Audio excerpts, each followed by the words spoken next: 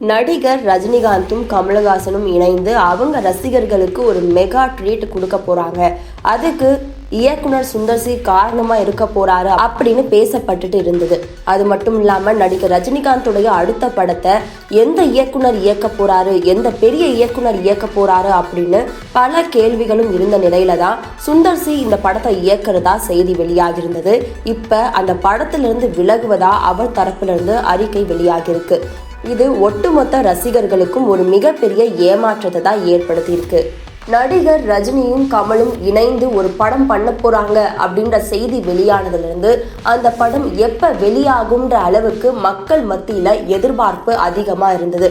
அருணாச்சலம் திரைப்படத்துக்கு பிறகு இயக்குனர் சுந்தர் சி இயக்கத்துல தலைவர் 173 படத்தை ரஜினியை வைத்து இயக்கிறதா இருந்தது.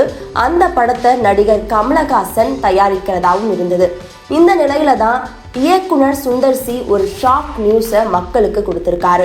அவர் சார்பா ஒரு அறிக்கை வெளியாகிருக்கு. அந்த அறிக்கையில தலைவர் 173 படத்திலிருந்து விலகுவதாகவும் இது தவிர்க்க முடியாத ஒரு காரணங்களால எடுத்த முடிவு அப்படின்றதையும் குறிப்பிட்டிருக்காரு. ரசிகர்களுடைய எதிர்பார்ப்பை பூர்த்தி செய்யாம போனதுக்கு வருத்தமும் தெரிவிச்சு அந்த அறிக்கையில குறிப்பிட்டிருக்காரு.